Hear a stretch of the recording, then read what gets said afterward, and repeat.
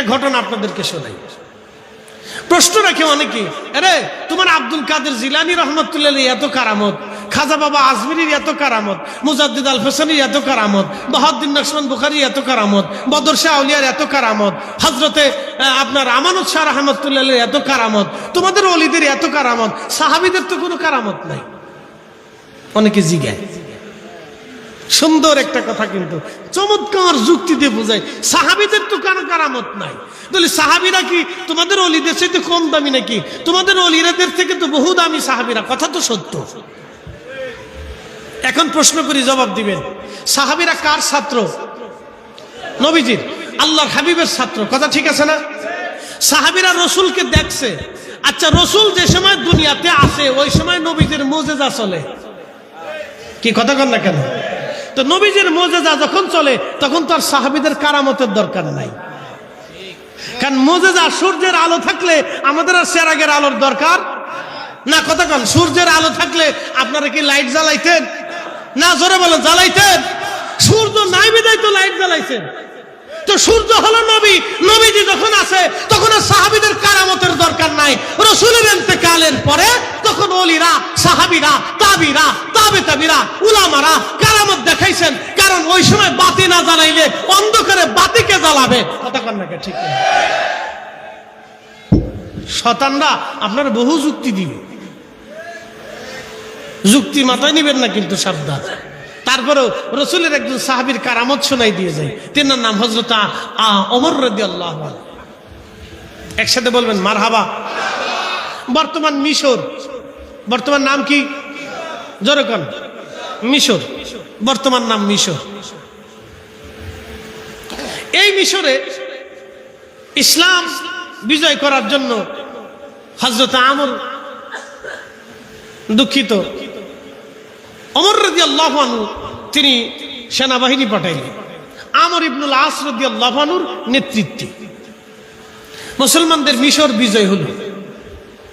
কিন্তু মিশরীদের একটা প্রথা ছিল, নীল নদ। নদীর নাম কি? না, একসাথে বলেন, নদীর নাম কি? নীল নদের উৎস কোথায় জানেননি? উগান্ডা। নীল নদের উৎস কোথায়? উগান্ডা। উগান্ডা আফ্রিকার দেশ উগান্ডা। উগান্ডা যেখান থেকে নীল নদের পানি আসে, সেই পানি কোথার থেকে আসে জানেন? মাটির নিচ থেকে আসে। কোথার থেকে আসে? মাটির নিচ থেকে পানি আসে। উগান্ডা যেখান থেকে নীল নদের উৎস, এখান থেকে মাটির নিচ থেকে পানি উঠে। আল্লাহর নবী বলেছেন, আমার উম্মত তোমরা শোনো, পৃথিবীতে দুইটা নদী বেহেশত থেকে আসে। একটা নদীর নাম নীল নদ, আর একটা নদীর নাম ফোরাত নদ। মনে রেখেন এটা, নীল নদী, ফোরাত নদী, দুইটা নদী আল্লাহর বেহেশত থেকে আসে। নীল নদের উৎস হচ্ছে উগান্ডা, আর এই উগান্ডার মাটির নিচ থেকে নীল নদের পানি আসে।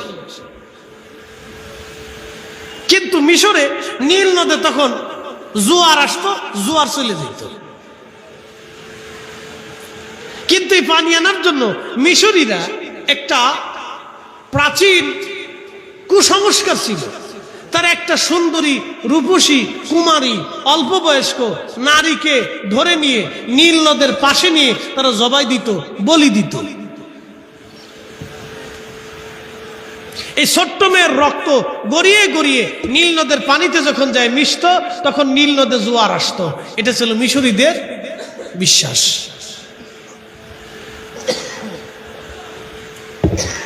প্রত্যেক বছর এই কাজ করে।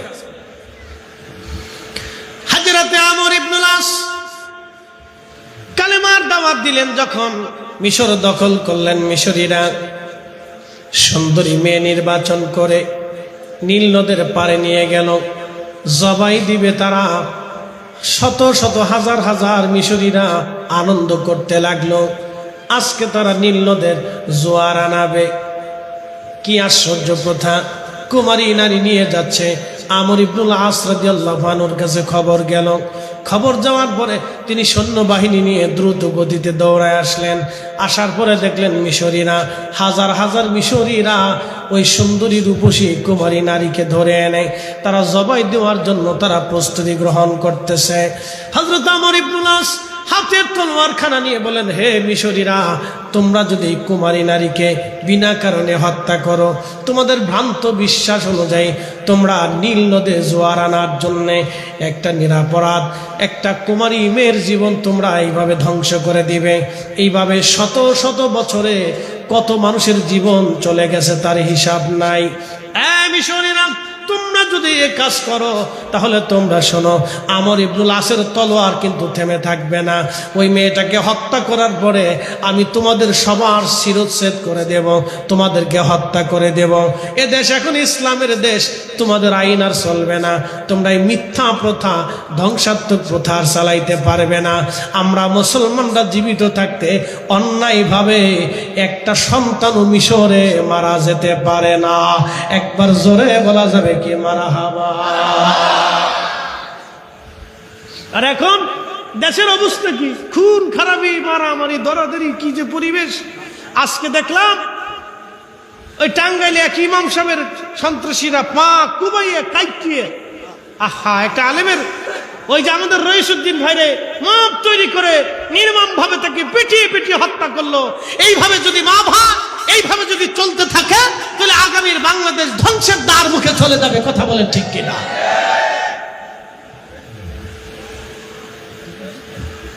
ইসলাম ও মুসলমানের কাছে এই পৃথিবী কত নিরাপদ ছিল দেখেন। আমার ইবনুল আস বললেন, না, নিরাপদ কোনো মেয়ে মরতে পারে না।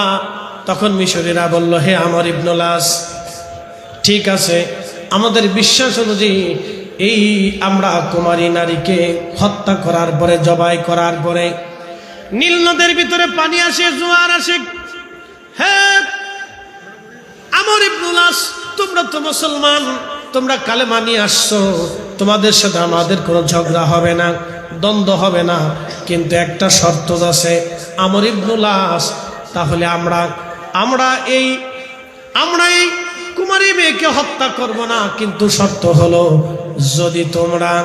যদি তোমরা নীল নদের পানি এনে দিতে পারো তোমরা মুসলমানেরা, তাহলে আমরা এই কুমারী নারী আর হত্যা করব না। আমর ইবনুল আস চিন্তায় পড়ে গেলেন, আমি নীল নদের জোয়ার কেমনে আনাবো? জোয়ার তো আর আমার কথায় আসে না, জোয়ার তো আর আমার হুকুমে আসে না, জোয়ার তো আর আমি আনতে পারবো না। কিন্তু আমর ইবনুল আস ডাক দিয়ে বলেন, হে মিশরবাসীরা, আমাদের একজন আমির আছে, আমিরুল মুমিনিন, খলিফাতুল মুসলিমিন হযরত ওমর। আমি হযরত ওমরের কাছে চিঠি পাঠাবো, উনি যা সিদ্ধান্ত দিবে তাই মানতে হবে।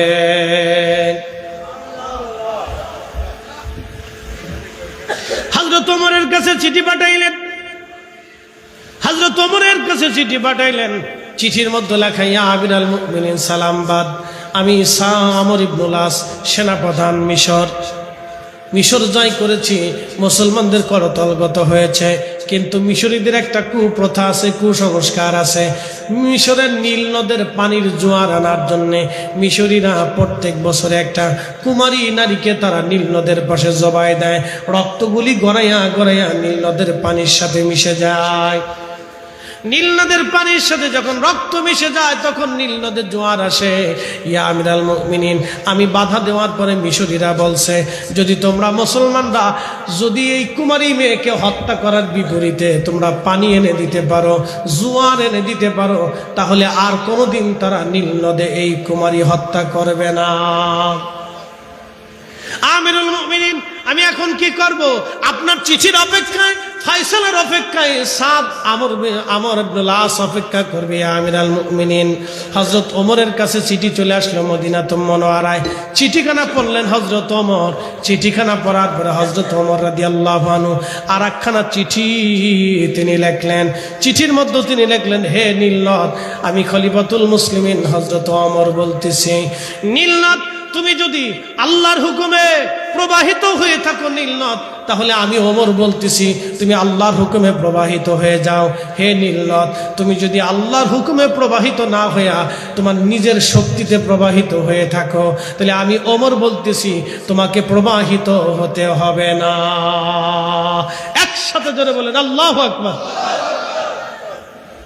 আচ্ছা বলেন, এই বিদ্যা কোন মাদ্রাসায় আছে? না, আসতে করেন না, জোরে ডরাই করেন না, জোরে বলেন না, না জোরে বলেন আছে, না না জোরে বলেন আছে। কোন কাগজের পৃষ্ঠায় এই বিদ্যা আছে? না, জোরে বলেন আছে। বদর শাহ আউলিয়া পাথরের উপরে চড়ে, পাথরের উপরে, পানির উপরে পাথর ভাসাইয়ে তিনি এসেছিলেন। এই বিদ্যা দুনিয়ার কোন মাদ্রাসার সিলেবাসে আছে? হযরত খান জাহান আলী কুমিরের পিঠে চড়ে এসেছিলেন। এই বিদ্যা দুনিয়ার কোন মাদ্রাসার সিলেবাসে আছে? হযরত শাহ মুস্তাফা আল হাসানি ওয়াল হুসাইনি মৌলভীবাজার শহরে বাঘের পিঠে চড়ে তিনি এসেছিলেন। বলেন, এই বিদ্যা দুনিয়ার কোন মাদ্রাসার সিলেবাসে আছে? হযরত শাহজালাল ইয়ামানি মুজাররিদি রাহমাতুল্লাহ আলাইহি তিনি জায়নামাজ বিছাইয়া সুরমা নদী পার হয়েছিলেন। এই বিদ্যা দুনিয়ার কোন মাদ্রাসার সিলেবাসে আছে? খাজা বাবা আজমেরি সেঞ্জেরি রহমতুল্লাহ আলাইহি আনা সাগরের পানি একটা লুটার ভিতরে তিনি জমা করেছিলেন। বলেন, এই বিদ্যা দুনিয়ার কোন ল্যাবরেটরি, দুনিয়ার কোন বিশ্ববিদ্যালয়, দুনিয়ার কোন সিলেবাসের ভিতরে এই বিদ্যা আছে? হযরত মুজাদ্দিদ আল ফিসানি সেরহিন্দি সম্রাট জাহাঙ্গীর তাকে মেরে ফেলে দেওয়ার জন্য সিংহের খাঁচার ভিতরে আবদ্ধ করে ক্ষুধার্ত সিংহকে ছেড়ে দিলেন। তিনি সিংহের সামনে নামাজে দাঁড়ায় গেলেন, সিংহ তার সামনে মাথা নত করে বসে গেল, সিংহ তার সাথে কথা বলল। বলেন, এই বিদ্যা দুনিয়ার কোন সিলেবাসের ভিতরে আছে? নাই। এই বিদ্যার নাম ইলমুল কাল। এটা কাল হয়ে, কাল হয়ে, অলি হয়ে, অলি হয়ে, অলি হয়ে, সিলসিলা হয়ে, তরিকা হয়ে, তরিকা হয়ে আসে। আপনি ঠিক করলে ঠিক, না ঠিক করলেও ঠিক, এটাই ঠিক। সূত্র যেটা এ স্কয়ার বি স্কয়ার, এ স্কয়ার প্লাস বি স্কয়ার। আপনি যদি উল্টে কষতে চান তো কিয়ামত পর্যন্ত কষবেন, খাতা শেষ হবে, কলম শেষ হবে, অঙ্ক মিলবে না। আর যদি সূত্র ঠিক মতো মিলাইয়া অঙ্ক কষেন তাহলে 2-3 খুসার ভিতরেই এই অল্প কালিতেই, অল্প কাগজেই অঙ্ক মিলে যাবে। কথা কোন ঠিক কিনা? ইসলাম হলো এটা। সূত্রের ভিতরে আসেন, সব সহজ। সূত্রের ভিতরে আসবেন না, কিয়ামত পর্যন্ত চেষ্টা করবেন, কিচ্ছু পাবেন না।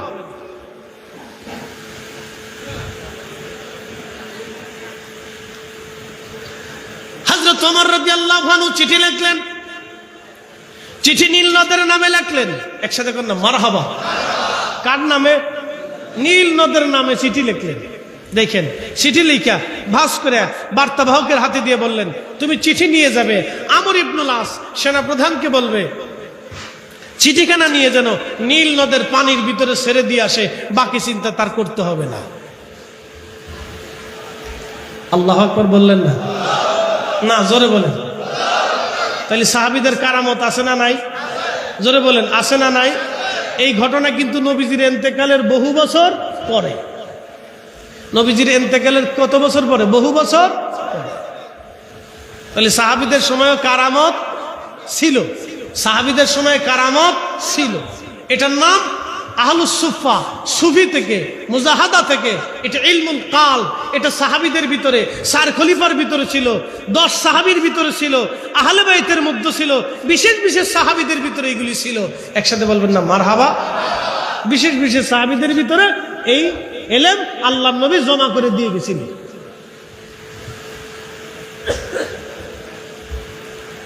প্রিয় উপস্থিতি হাজিরিন, মনোযোগ দিয়ে শুনবেন। চিঠিখানা নিয়ে গেলেন বার্তাবাহক। সুদূর মদিনাতুল মুনাওয়ারা থেকে মিশরে চলে যাওয়া হলো, নিয়ে গেল চিঠিখানা। চিঠি পৌঁছে গেল মিশর। সেনাপতি আমর ইবনুল আসের হাতে চিঠিখানা দিয়ে বলেন, সেনাপতি, খলিফাতুল মুসলিমিন বলে দিয়েছেন চিঠিখানা নিয়ে আপনি নীল নদের মধ্যে ছেড়ে দিবেন, আর কোনো কাজ আপনার নাই। চিঠিখানা নিয়ে সেনাপতি আমর ইবনুল আস চিঠিখানা নিয়ে নীল নদের মধ্যে ছেড়ে দিলেন। নীল নদের জোয়ার এসে গেল।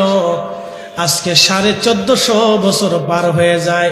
নীল নদের জোয়ার আনার জন্য কোনো কুমারী নারী আর জবাই দিতে হয় নাই।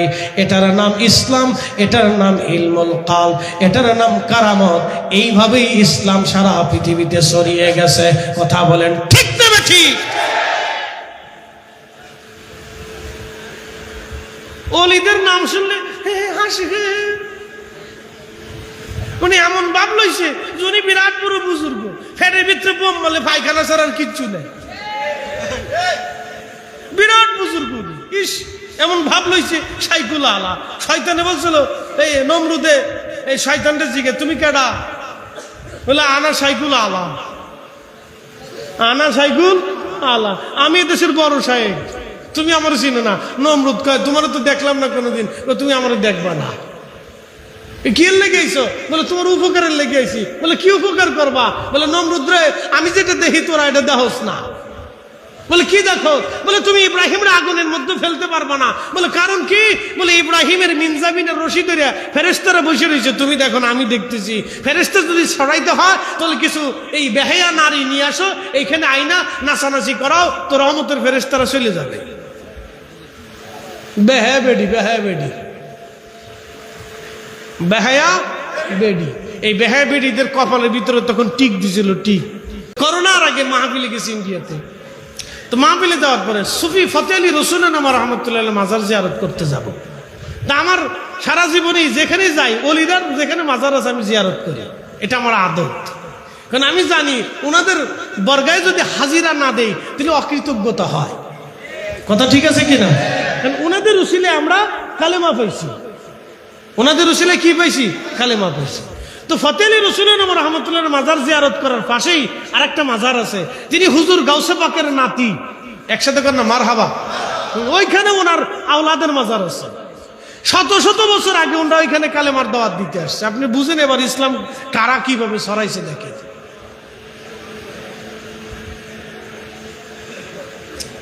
তা আমি মাজার জিয়ারত করার উদ্দেশ্যে বাসে উঠছি, তো দেখি এক বেডি বাসের ভিতরে উঠছে। বেডির প্যান্ট পরা, শার্ট গায়ে দেওয়া, মাথার ভিতরে হেজা। তা আমি ঘটনা চিন্তা করছি, আমি তো জীবনে এটা কোনোদিন দেখছি না, প্রথম প্রথম। তা আমি কি ব্যাপার কি, বেডি হেজাব পরা, আবার প্যান্টও পরা, শার্টও গায়ে দেওয়া, এটা কেমন হইল? আমি চিন্তা করতেছি এটা কেমন মুসলমান? যে প্যান্ট পরছে, শার্ট গায়ে দিছে, ও বেডির আবার মাথায় হেজাব বান্ধার দরকার কি? মানে সিস্টেম তো এরকম। খুব নেকি। একজনে শুনছে ভাইরে পাগড়ি মাথায় দিও 70 গুণ সোয়াব। কত গুণ সোয়াব? পাগড়ি মাথায় দিলে 70 গুণ সোয়াব। এই সোয়াবের আশা এই বেটা কি করছে, লুঙ্গির টাইম দিয়ে খুললে মাথার ভিতরে পাগড়ি বেঁধে লাগছে। তো লুঙ্গি খুলে মাথায় পাগড়ি বাঁধলে যেরকম নাকি প্যান্ট শার্ট গায়ে দিয়া বেডিটা হেজাব বাঁধলে ওইরকম নাকি? কথা কন না কেন? আমি হাসি, আরে খোদা, হেজাব কোন দিকে চলে গেছে? মালয়েশিয়া বছর যাই দিই ওই সিস্টেমের হেজাব। আমি হাসি, আরে খোদা, কোন দেশে কোন সিস্টেম চলে আসছে, সর্বনাশ। মহিলারা প্যান্টও পরে, শার্টও গায়ে দেয়, আবার হেজাবও গায়ে। পাগলের দেশ কোথাকার। এটা বাংলাদেশে আসতেছে ধীরে ধীরে ধীরে ধীরে ধীরে ধীরে ছড়াইতেছে। এগুলি হতে দেওয়া যাবে? একসাথে বলেন, হতে দেওয়া যাবে? তাহলে পর্দা থাকবে না। যদি বলেন কি থাকবে না? পর্দা থাকবে না। পর্দা ধ্বংস হয়ে যায়, পর্দা শেষ।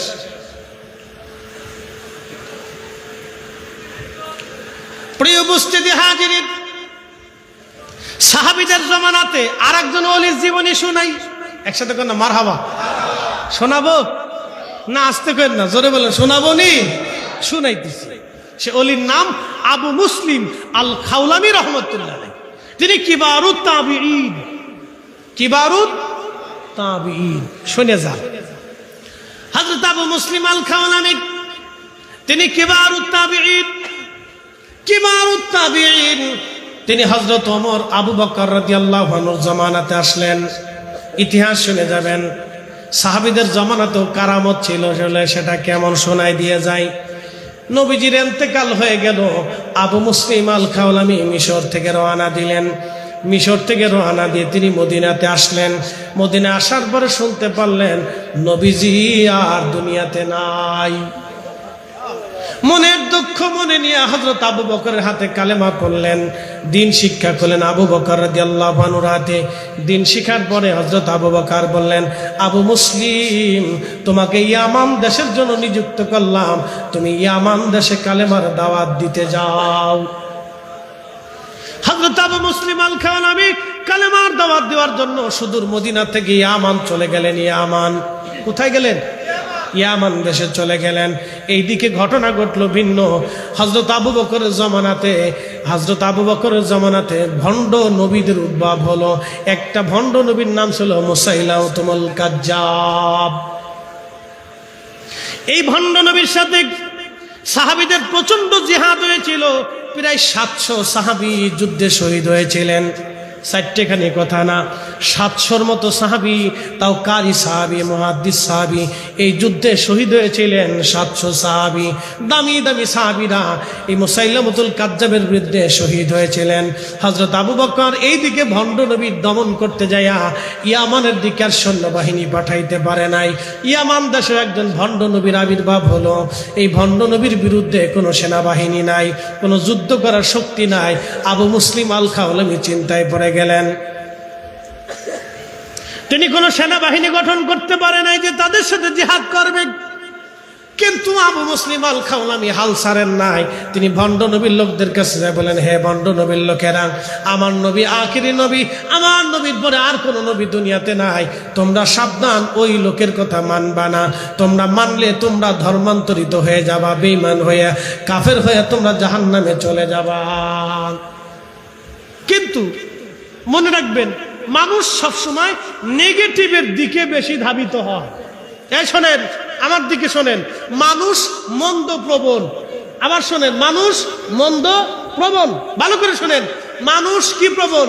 মন্দ প্রবণ। মানুষ মন্দ প্রবণ। দুধ রাখবেন, দুধ খাবে না, কিন্তু পাশে মদ রাখবেন, মদ খাবে। কে আসতে ঠিক কোন কে জোরে বলেন? দুধ খাবে না, দুধ খাবে না, পাশে মধু রাখবেন, মধু খাবে না, কিন্তু পাশে যদি বাবা রাখেন, ইয়াবা রাখেন, তো ইয়াবা খাবে। মানুষ মন্দ প্রবণ। মানুষ কি প্রবণ? মন্দ প্রবণ। মন্দের দিকে মানুষের মন ঝুঁকে চলে যায়, বেশিরভাগ খালি মন্দের দিকে চলে যায়। এই জন্য যেই নারীরা পর্দা ফসিতে করে রাস্তায় চলে, ওই নারীদের দাম নাই। যে বেডি ল্যাংটা হইয়া কুকুর জুকুর করে সরে, ফুলাফান ওই বেডির পিছনে পিছনে দৌড়ায়। এগুলো মন্দ প্রবণ।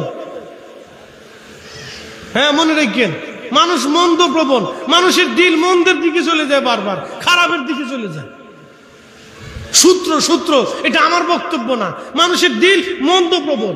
দেখবেন সারা রাত ভরে এই নাটক, সিনেমা, এইটা সেটা, বেডি বিডি, নাচানাচি, এইগুলি দেখবে, কিন্তু কোরআন শরীফ পড়বে না। কথা কন না, ঠিক কিনা? মানুষ মন্দ প্রবণ। এগুলো সূত্র, এগুলো শিখবেন, এগুলো বুঝবেন, দরকার আছে। মানুষ মন্দ প্রবণ।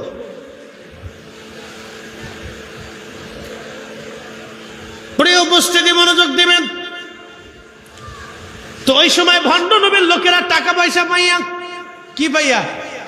টাকা পয়সা পাইয়া, সুযোগ সুবিধা পাইয়া ওই দলে ফিরে গেছে। যেমন আমাদের বাংলাদেশে নির্বাচন আসলে সারাদিন 3 মাস পর্যন্ত নির্বাচনে চিল্লিতেছে, মার্কা আসেনি রে, কহা আছে, কোন সে মার্কা?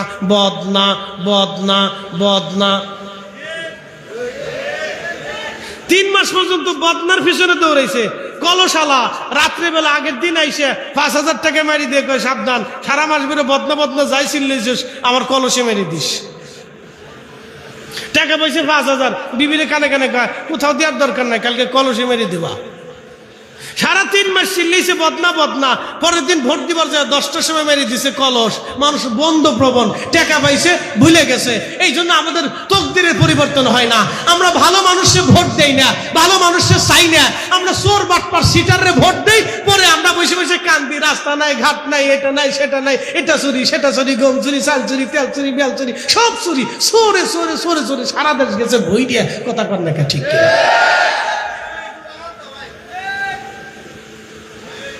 মন্দ প্রবণ। একসাথে বলেন, কি প্রবণ? মানুষ মন্দ প্রবণ। তো মুসাইলাম ওই ভণ্ড নবীর পক্ষে বহু লোক চলে গেল। কিছু মুসলমানরা কালেমা পড়ছিল নতুন নতুন, তারাও চলে গেল।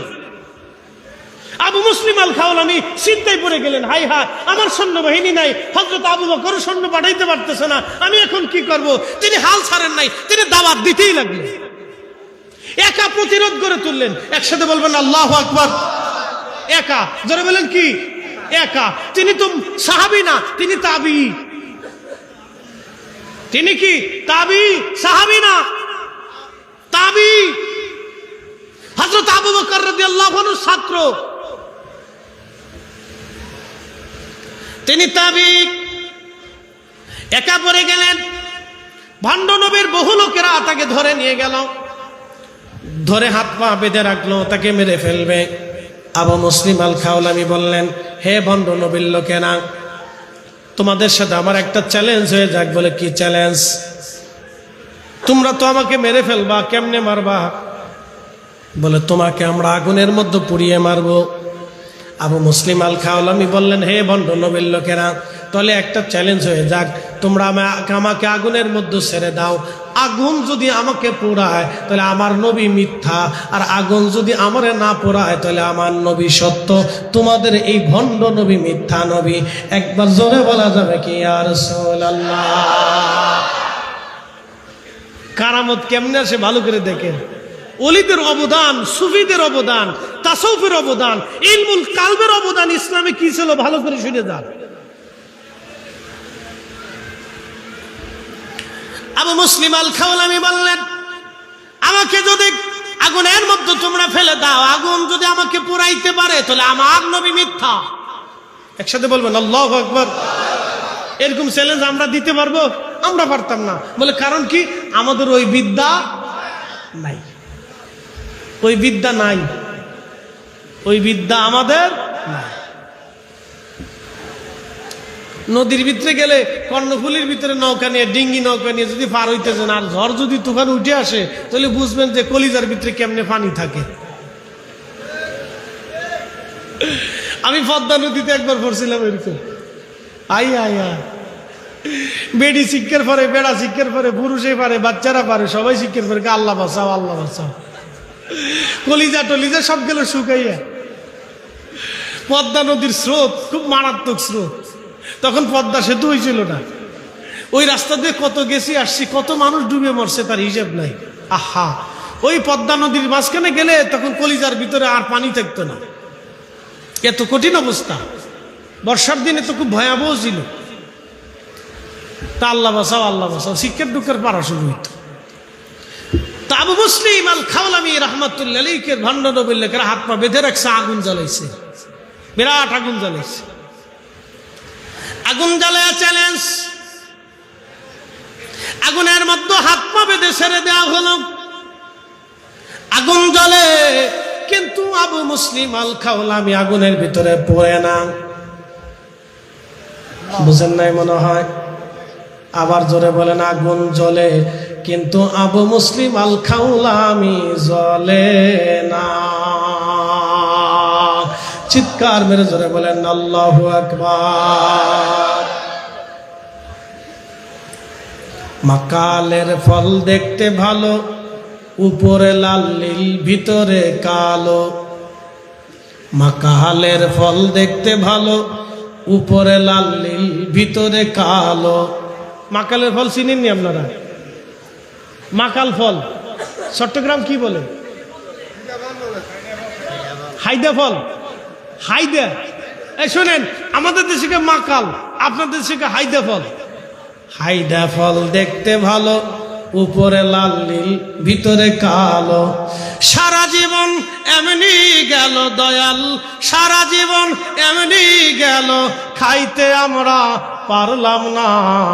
যার ভিতরে নাই রসুলের প্রেম, তার সাথে ভাব কইর না। মাকালের ফল দেখতে ভালো, উপরে লাল নীল ভিতরে কালো। মাকালের ফল দেখতে ভালো, উপরে লাল নীল ভিতরে কালো। ওরে সারা জীবন এমনি গেল দয়াল, সারা জীবন এমনি গেল, খাইতে আমরা পারলাম না। যার ভিতরে নাই রসুলের প্রেম, তার সাথে ভাব কইর না।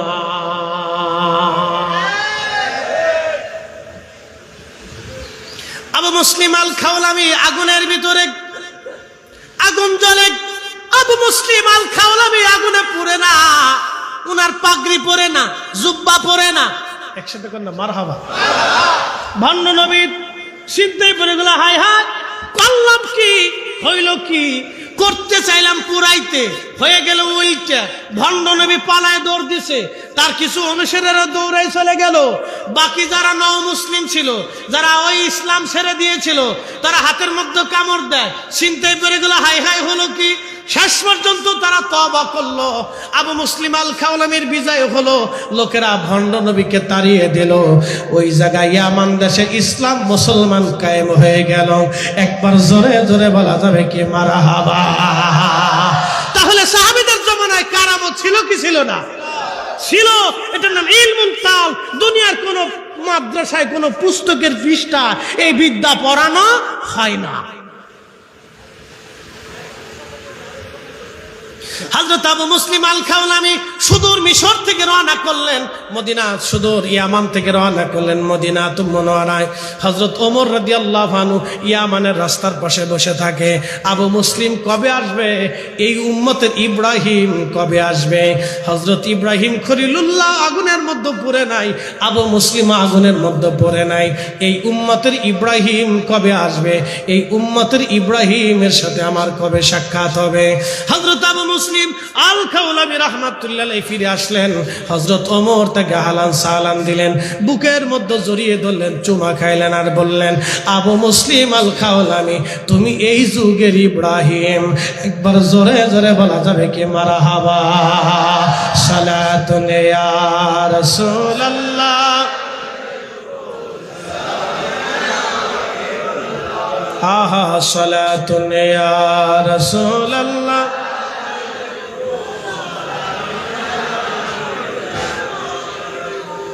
খবর লও ইয়া রাসূলুল্লাহ, খবর লও মেরে মাওলা মেরে আকা, খবর লও। সালাতুন ইয়া রাসূলুল্লাহ আলাইকুম সালামুন ইয়া হাবিবাল্লাহ আলাইকুম। এইভাবে ইসলাম যুগে যুগে দেশে দেশে আল্লাহর ওলিদের মাধ্যমে ইসলাম ছড়াইলো। মালদ্বীপে যাব মাহফিল করার জন্য, সেপ্টেম্বরের শেষ। আজকে ডেট করেছি, সেপ্টেম্বরে শেষে মাহফিল হবে মালদ্বীপে। মালদ্বীপে ইসলাম কেমনে আসলো শুনে যান। কিভাবে ইসলাম মালদ্বীপে আসলো, কেমনে ইসলাম আসলো মালদ্বীপে? মালদ্বীপে ইসলাম কিভাবে আসলো? তখন তারা কেউ মুসলমান ছিল না, তখন সবাই ছিল মূর্তি পূজারী। মালদ্বীপের সমস্ত মানুষ মূর্তি পূজারী। কিন্তু আপনি শুনলে আশ্চর্য হবেন, তারা 100% মুসলমান।